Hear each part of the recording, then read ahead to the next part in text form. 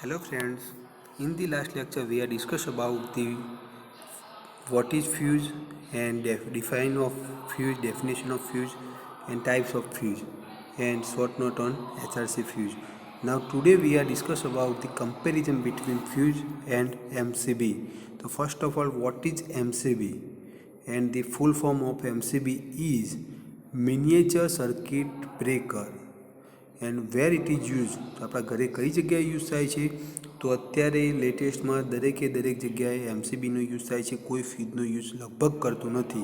તો આપણા ઘરની અંદર જે મીટર આવે છે જેઈબીનું, એના બાજુમાં આપણે એમસીબી અથવા તો એલસીબીનો યુઝ કરીએ છીએ.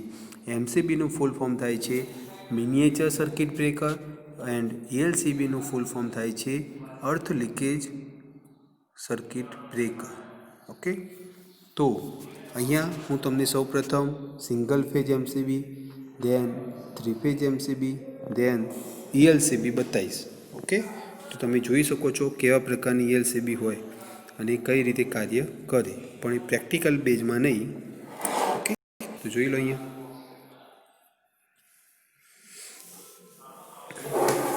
જોઈ લો અહીંયા. તો this is cold MCB. Okay, કે જેની અંદર આ એની સીધી સાઈડ છે, બરાબર છે. તો એમસીબી જે સાઈડ ઓન થવાનો પોઈન્ટ હોય એ કેવું હોય, અહીંયા તમને હાર્ડ પડે. અને જ્યારે ટ્રીપ થઈ જાય એમસીબી કોઈપણ ફોલ્ટી કન્ડિશનમાં જે રીતે ફ્યુઝ બ્લો થાય છે એ રીતે અહીંયા એમસીબી શું થઈ જાય? ટ્રીપ થઈ જાય. ઓકે, તો આ થઈ વાત એમસીબીની. આ સિંગલ ફેજ એમસીબી.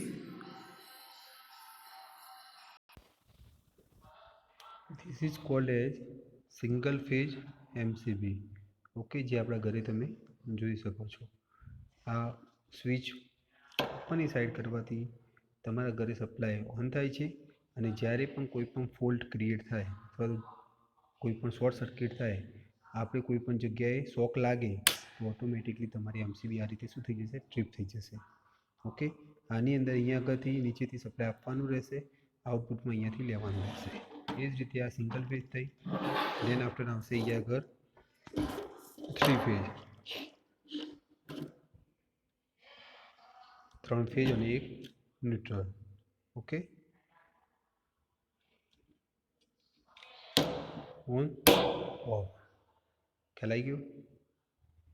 જે રીતે સિંગલ ફેજમાં કાર્ય કરે છે એ જ રીતે અહીંયા આગળ થ્રી ફેજમાં કાર્ય કરે. ઓકે, પણ અહીંયા આગળ થ્રી ફેજ સપ્લાય જોઈએ. થ્રી ફેજ સપ્લાય કઈ જગ્યાએ યુઝ થાય છે? તો આપણા ઘરે જે ઘંટી હોય છે લોડ દરવાની, ત્યાં, પછી ખેતરમાં જે જગ્યાએ બોર હોય છે પાણી, ત્યાં આગળ ડીપી જે કહીએ છીએ ને આપણે, ત્યાં આગળ થ્રી ફેજ સપ્લાય યુઝ થાય છે. તો તે જગ્યાએ તમે એમસીબી યુઝ કરી શકો છો. Then after this is called as ELCB. આને શું કહેવાય? ELCB plus MCB. ઓકે, તો એની અંદર એમસીબી જે છે તો એ આ થ્રી ફેજ એમસીબી છે. જુઓ, એક ફેજ, બે ફેજ, 3 ફેજ અને ન્યુટ્રલ. તો this is called as a three phase MCB. Okay, but here fourth one is this is called as a ELCB. And ELCBની અંદર એક પ્લસ પોઈન્ટ એ છે કે તમે ચેક કરી શકો છો કે ELCB રન થાય છે કે નહીં. બરાબર છે?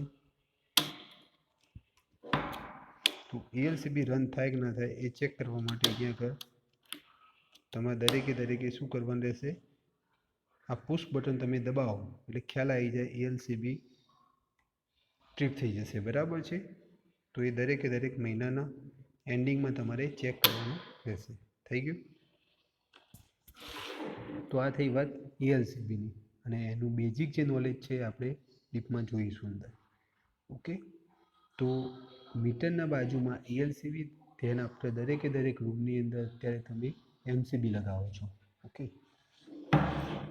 તો આ એના ફોટોગ્રાફ્સ થયા. તો અહીંયા first of all we are discuss about the fuse and MCB comparison. બરાબર છે?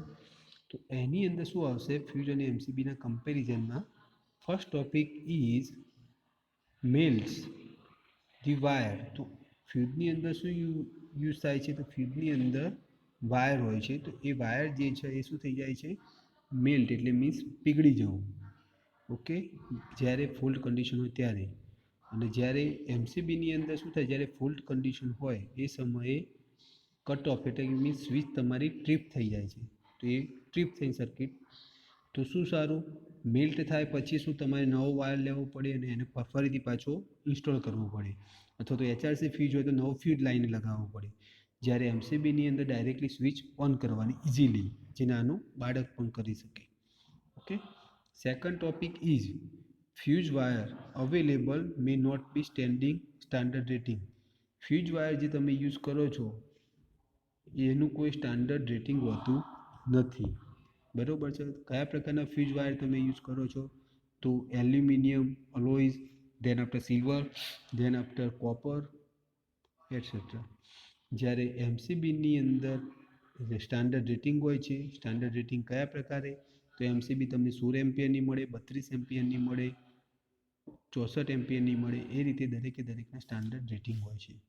એના પછી શું આવશે third one, operated at 50 to 100% overload capacity. બરાબર છે.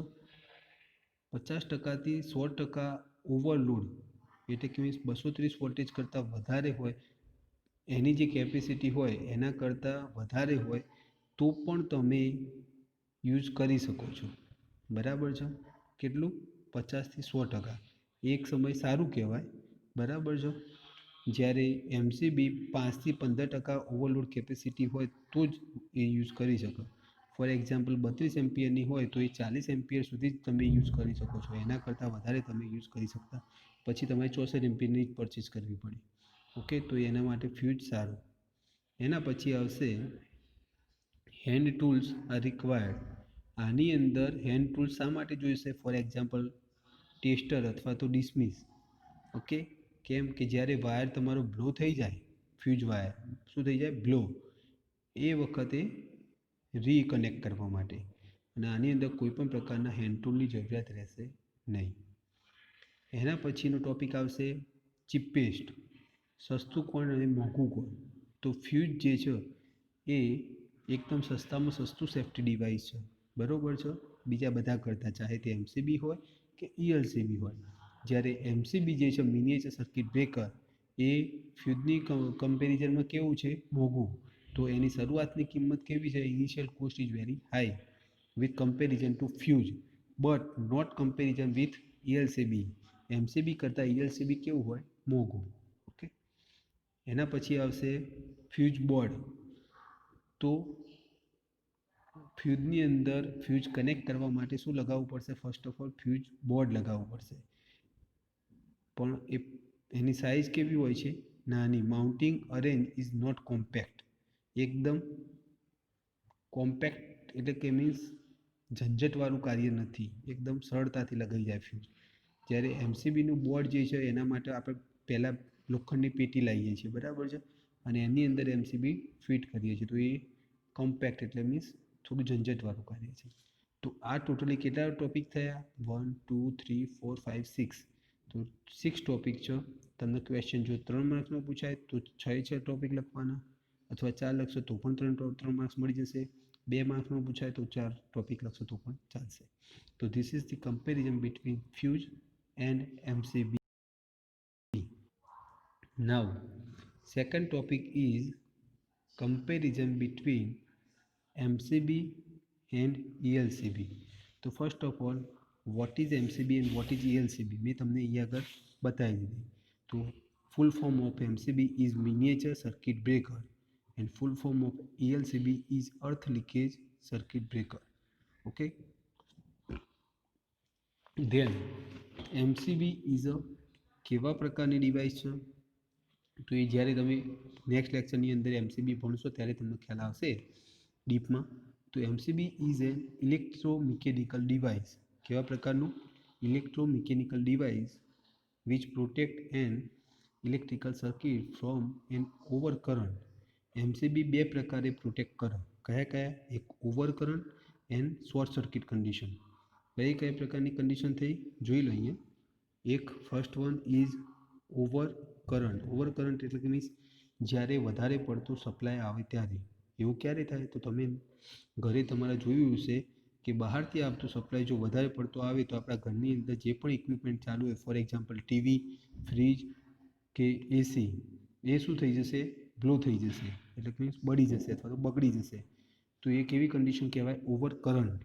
અને શોર્ટ સર્કિટ કન્ડિશન, કે જ્યારે તમે કોઈ પણ શોર્ટ સર્કિટ કન્ડિશન મીન્સ જ્યારે તમે કોઈ પણ લાઈવ વાયર, જે વાયરમાંથી ઇલેક્ટ્રિક કરંટ પસાર થતો હોય તેવા વાયરને ટચ કરો અને તમને કરંટ આવે, તો એ કન્ડિશનને કઈ કન્ડિશન કહેવાય? શોર્ટ સર્કિટ કન્ડિશન કહેવાય.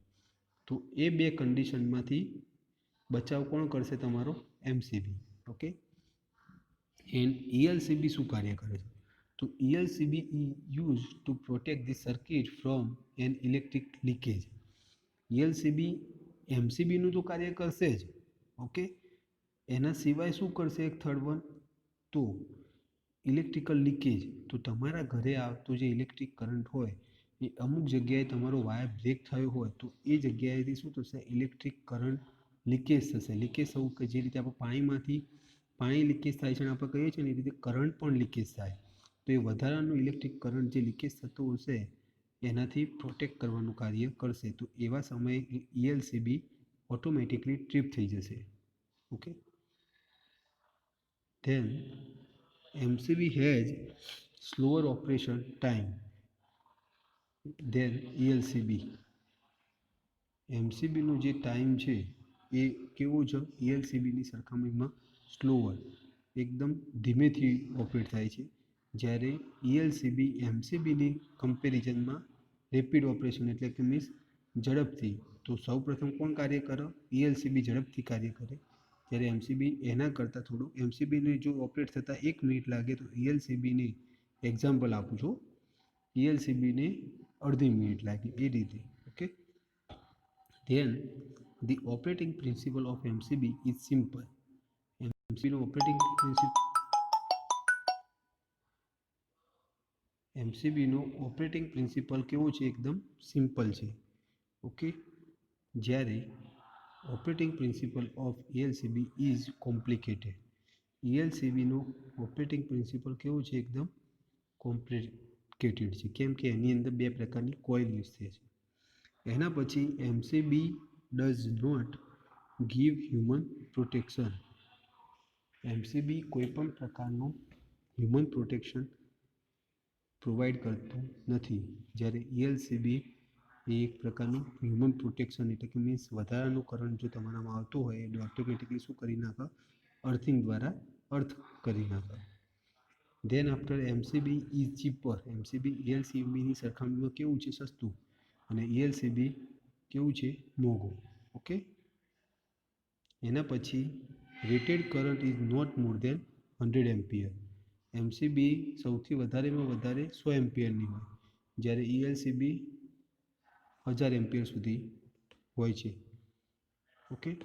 Than the circuit breaker connect the phase and neutral terminal. આની અંદર ફેજ અને ન્યુટ્રલનું જ કનેક્શન હોય છે, જ્યારે ELCBની અંદર ફેજ, અર્થ વાયર અને ન્યુટ્રલ 3 ટર્મિનલનું કનેક્શન હોય. પહેલામાં કેટલા? માત્ર 2 જ, ફેજ અને ન્યુટ્રલ. કોની અંદર? એમસીબીમાં. આમાં 3. તો ટોટલી કેટલા ટોપિક થયા આની અંદર જોઈએ તો આપણે? એના પછી એનું એપ્લિકેશન, તો કઈ કઈ જગ્યાએ યુઝ થાય છે એમસીબી? તો ડોમેસ્ટિક એટલે ઘરારું યુઝ થાય છે, કમર્શિયલ એટલે મીન્સ કંપનીઓમાં યુઝ થઈ શકે છે. જ્યારે ELCB મોસ્ટલી કઈ જગ્યાએ યુઝ થાય છે? તો ડોમેસ્ટિક પર્પઝમાં, ઘરમાં જ યુઝ થાય છે. તો ટોટલી 1 2 3 4 5 6 7 8 9 8 ઓલમોસ્ટ ટોપિક છે. તો આ શોર્ટ નોટ છે, સૌથી વધારે પૂછાય છે. Right the comparison between ELCB and MCB અથવા તો એમસીબી એન્ડ ELCB. તો તમારે આ લખવાનું રહેશે. એ 3 માર્ક અથવા 4 માર્ક્સમાં પૂછાય તો એ સમયે આ પૂરેપૂરું લખશો તો તમને પૂરેપૂરા માર્ક્સ મળશે. Okay. Now this is the last point about lecture.